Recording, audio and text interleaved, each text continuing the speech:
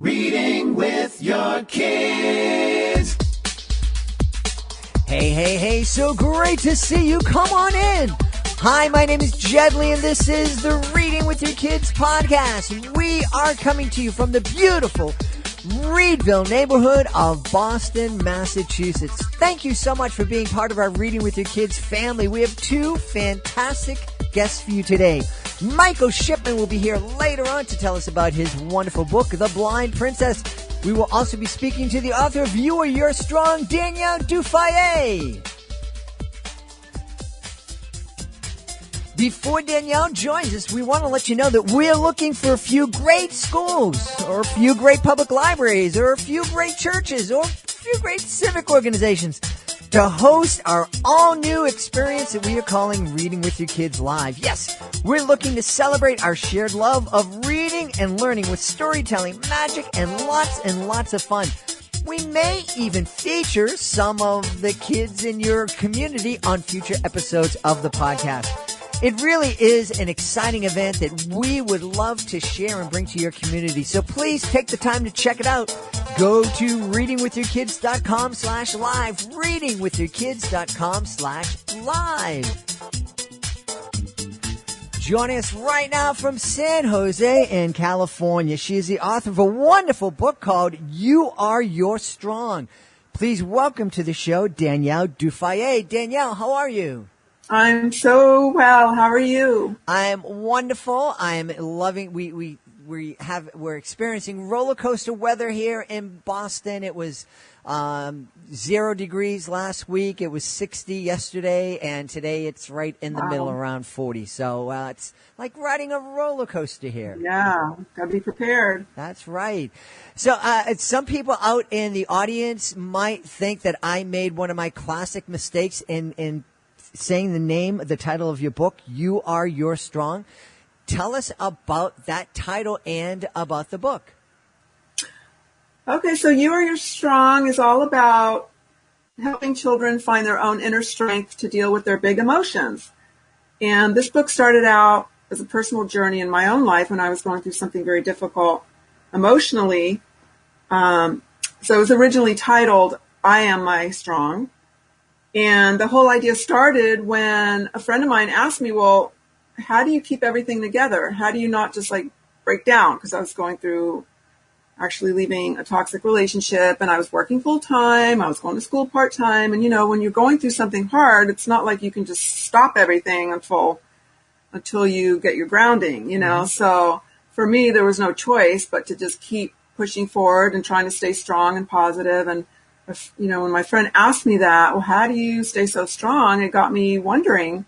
And right about the same time, I went and saw the movie Room with Brie Larson and Jacob Tremblay, mm-hmm. who the movie was about them being held hostage basically in a room with no windows by a psychopath. And it was based on a real story. Mm. And there's a part in the movie where little 5-year-old Jack, played by Jacob, he's got long hair and his mother wants to cut his hair. And he says, no, that my hair is my strong. And that just really resonated with me. I thought, that's what was giving him a sense of courage and maybe confidence. And it made me start to wonder, what are people's strengths? What does keep people strong? What are the things that people, what is their strong, basically? Mm-hmm. And so I explored that idea, and I just came up with different ways of how I manage my emotions when I feel like they're getting out of control. And I put them, in the simplest terms that I could so that children can start understanding that concept and hopefully feeling empowered. That's my end goal, is that I want children and everyone to feel self-empowered by knowing how to manage their emotions.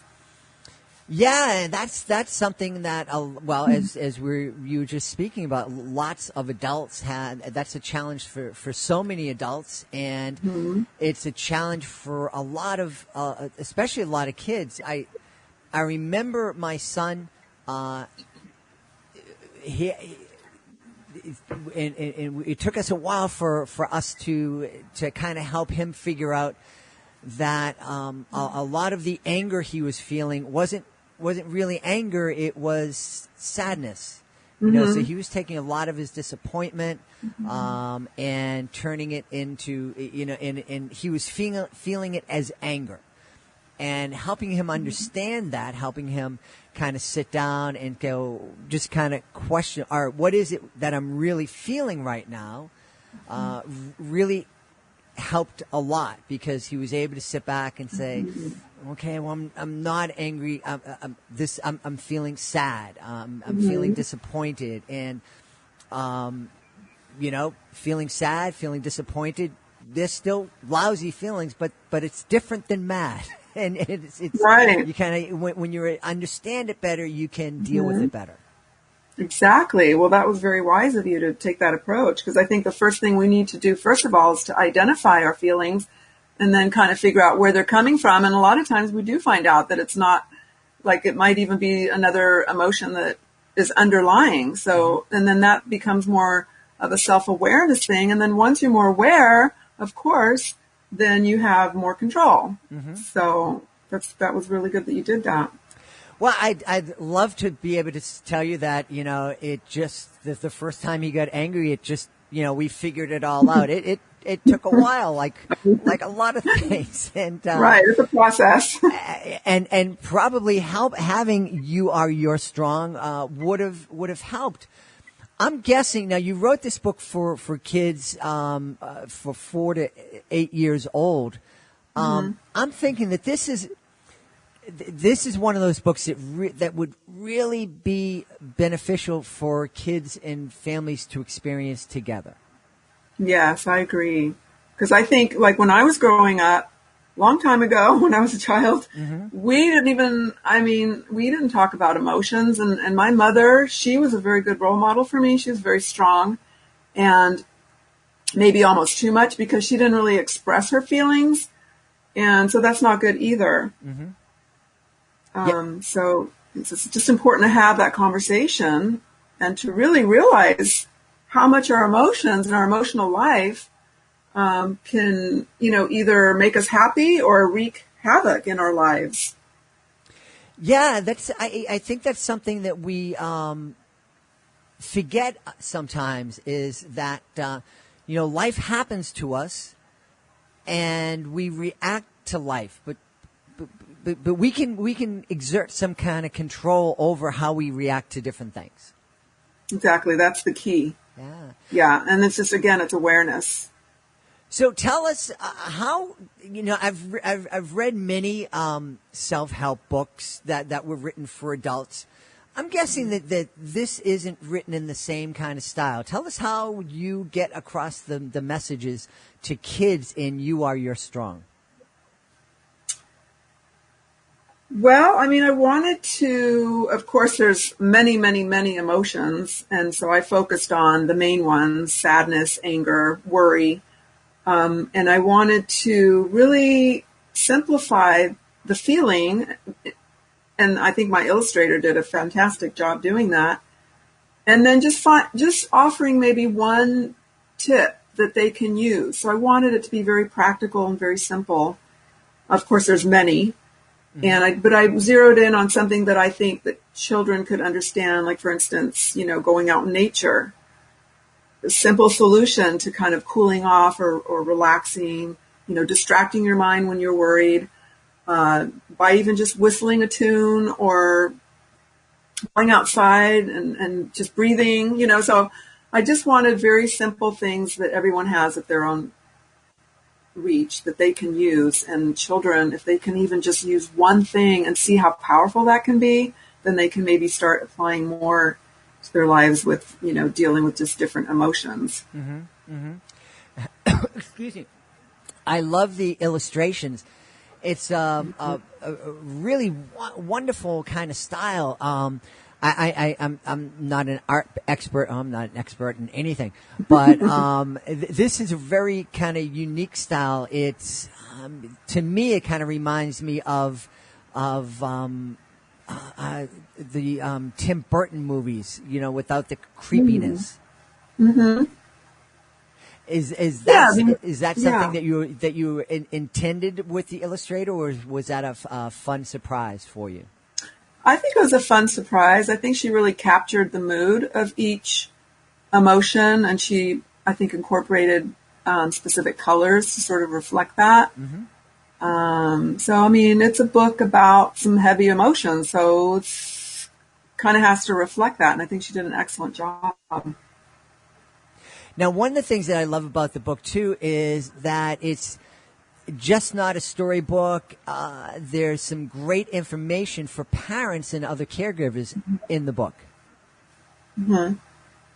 Yeah, I think that's really helpful because that really addresses the issue for parents, for maybe them to understand a little bit about, helping their children deal with emotions. Because like you said in the beginning, even as adults, we don't have it all down. Like we lose it often, so I think that's very helpful to have the information at the back there for parents and caretakers. Yeah, I mean, I sometimes share too much on the podcast, but just the other day, my wife and I were in traffic and just turning left onto the street, and the traffic was stopped at a stoplight, and one person was very kind to let us pull out and make the turn onto the street, but someone was impatient and they came flying down the wrong side of the road and literally came within inches of making us a pancake. And my first reaction was to put it in the park and get out and to have a confrontation. But I didn't. I took a breath. Well, I said something that wasn't pleasant, but I took a breath and then I moved back, and and things went on their way. Right. But yeah, we do have to, kind of taking an inventory of our emotions and how we're responding to them. I think that's something we kind of need to do on a regular basis. Yeah, I think so too. I think that should be something that we just learn at an early age, and then we just incorporate that into our lifestyle. And we're not doing that yet, but I am happy to see that a lot of books are coming out around that issue of emotional health. And, I think it's getting much more common to talk about that. So that's a good thing. Now, the book isn't available yet. It is available for pre-order. What were your emotions like when you were signed to and had this? You signed to have this book published. Oh my gosh! Well, when I got the confirmation saying that they were going to, buy the book and buy my manuscript, I literally hyperventilated. Then I had tears of joy. I mean, I had a big wave of emotions, and they were good ones. So, and I like those. But yeah, it was overwhelming for a while. I had to really calm myself down. Well, those are the kind of emotions that we love. We love sharing with our kids. Yes. So where? I mean, I think. Go ahead. No, I was just going to ask where we can learn more about the book, but finish your thought, please. Well, I just wanted to throw out some benefits of, and this is under emotional, instead of IQ, it's EQ, right? And there's that big debate about which one's important. And honestly, they're just as equally important. And there's a saying that I just came across the other day that says, IQ will get you a job. IQ will get you the job, but high IQ will get you the job. Low EQ will get you fired. And I love that because, we have to be, of course, smart and make smart decisions and be intelligent and educated. Okay, that goes a long way. But I've had many bosses where, they're in a position of power and leadership, and then they get mad and they start throwing things, and they usually don't last long. So I think having that strong inner strength and knowing how to manage your emotions really can lead to better relationships, better jobs, less stress. I mean, just happier overall. So I really encourage that. Absolutely. Yeah. We've, in past podcasts, I've interviewed a number of, captains of industry. And one of those captains of industry, Robin Booth from South Africa, who travels the world consulting with different corporations and whatnot, he told me the one skill that is in most demand is that the ability to deal with your emotions, the ability to get along with others. And he said, a good company can take somebody with, average intelligence and train them to do just about every single job. But what they can't do is to train them to work together as in a team. Exactly. That's exactly right. Yeah. So it's a really great asset to have that, to know how to manage your emotions and recognize it in others and not have an automatic reaction, and all those, emotional social skills that are so helpful in real life. Yeah. And this is a great way too. I think you are your strong, sitting down and reading this book with our kids and talking about it. It's a great first step towards just building that, getting the kids into the habit of talking about their emotions. I think that the time to sit down and read this book is when everything is nice and rosy. I wouldn't wait until there was a problem. I'd sit down and read this book with our kids and just get kids comfortable and get them into the habit of talking about emotions with you. Yeah, or maybe after an emotional upset, when everything's calm again, you can kind of revisit that incident by maybe using some examples or just having the child kind of understand that that's, I just want the child to know that emotions don't have to control you, and when you're young, they do. You just don't have the cognitive capacity or the filters to monitor your own emotions. But as long as they know that eventually they can learn it, and then they'll have that self-empowerment that'll last their whole lives. Yeah. And this is something too that I'm thinking that this would be a really great resource for even those kids who have that high EQ and that are kind of together and they're dealing with their emotions and in good, healthy ways. This would be a good book for them to experience with a parent, just so that they can understand that not everybody has that kind of EQ at the same time, and that there may be some kids in their class or in a sports team that really react in ways that seem really inappropriate to them and really confusing to them. And this might be a great way for a family or for a kid to start talking about what's going on at school and why this person might be reacting in this way. Yeah, I love that idea. And I think that would promote empathy as well and understanding without judging other people. So that's a great idea. Well, I know folks can go on Amazon right now and pre-order the book, but they may want to get to know a little bit more about the book and a little bit more about you. So where can they find out more online? So my website is my name, Danielle Dufayet, books.com. And the You Are Your Strong is up there. And then I have another book coming out in the fall. And so, you can learn a little bit about what I do when I'm not writing. Excellent. Well, as Danielle said, the name of her book is You Are Your Strong, and it is by our guest today, who is Danielle Dufayet. Danielle, thanks so much for being on the show today. Thank you so much. Hey, for all the authors that are listening out there, I wanted to share with you this great email that we received here at the Reading With Your Kids podcast from Dr. Linda Mubarak. She is a past guest and the author of Maxine's New Job. Here's the email. Dear Fatima and Jed, good news! Maxine's New Job has been nominated to receive the prestigious Henri Award at the 2018 Christian Literacy Awards for outstanding literacy work in the children's book division. I sincerely believe your certifying Maxine as a great read helped bring increased social media attention to the book. Thank you for the exposure and the great marketing. We are so happy for Dr. Linda Mubarak that her book, Reading with Your Kids, Certified Great Read, Maxine's New Job, received this prestigious recognition. We would love to help your book receive that same kind of recognition. If you are interested in having your book considered for our Reading with Your Kids Certified Great Read program, please visit our website, readingwithyourkids.com. You can click on the contact button, send us a note, and we'll send all the information back to you, or you can go right to our Certified Great Read page on our website. It's fun, it's easy, and it is really an effective way to let the world know that your book stands out above all the rest. The Reading with Your Kids Certified Great Read program.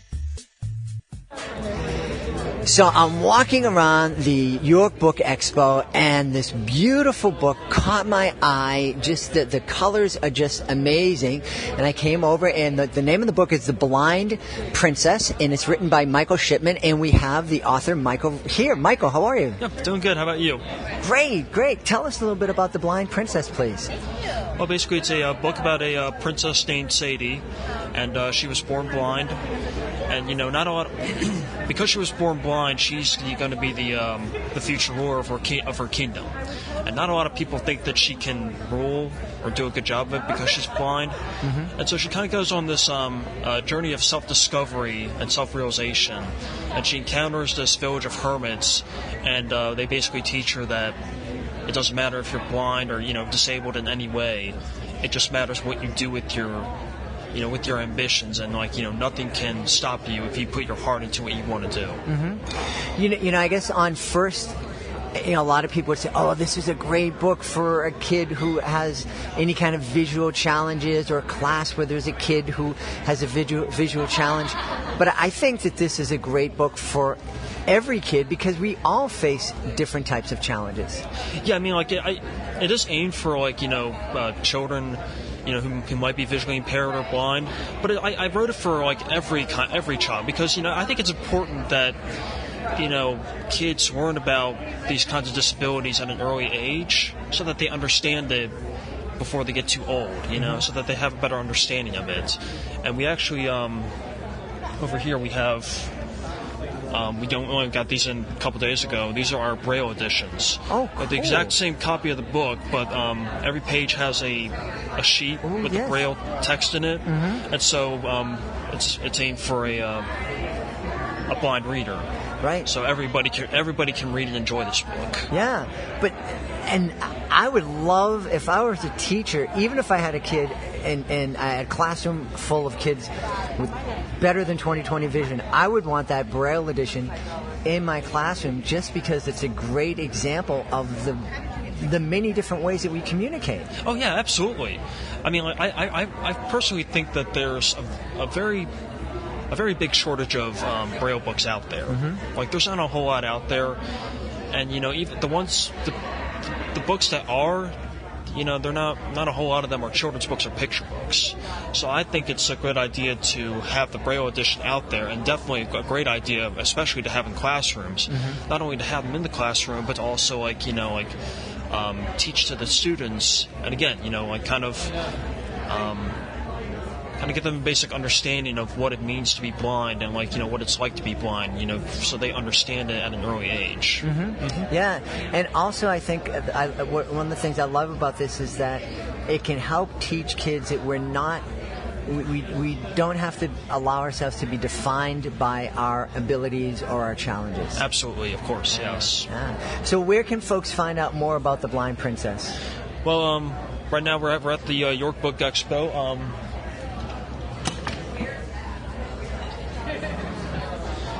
We are M&M Shipman Publishing. We have a Facebook page, facebook.com/The Blind Princess Creators, and we do accept online orders. You can order a copy of the book for $15, print or Braille, online on our Facebook group, and that's basically all we have right now. We do have an online store too. Mm-hmm. I think the link is on our Facebook page. Great. Yeah. Great. Super. Well, thanks for spending time with us. Yeah, it was great. Yeah.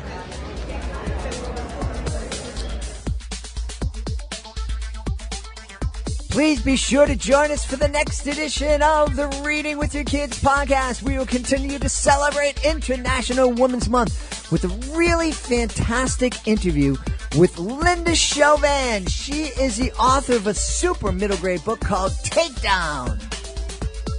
You know, one of the things I love about being the host of the Reading with Your Kids podcast is that I get to meet all sorts of fantastic authors and find out about their fantastic books. And I would love to meet you and find out about your fantastic book. If you would like to be a guest on the Reading with Your Kids podcast, you'll be happy to know that it's fun, it's easy. It gives you a chance to tell thousands of people about your fantastic book, and it is absolutely free. All you need to do is go to our website, readingwithyourkids.com. Click on the contact button. Let us know about your great book. We'll be right back in touch with you, telling you the next easy steps. Hey, I want to thank Danielle Dufayet for joining us today. We also want to thank Michael Shipman. And, of course, we want to thank you. Thank you so much for taking the time to go to Apple Podcasts and give us a 5-star review if you love the show. Please give us reviews on iHeartRadio and whatever podcasting app you listen to the show on. Thank you for taking the time to subscribe to the show so you don't miss an episode. And of course, thank you so much for taking the time to make the world a better place. And you do that every time you read with your kids. I'll be looking for the next edition of the Reading with Your Kids podcast.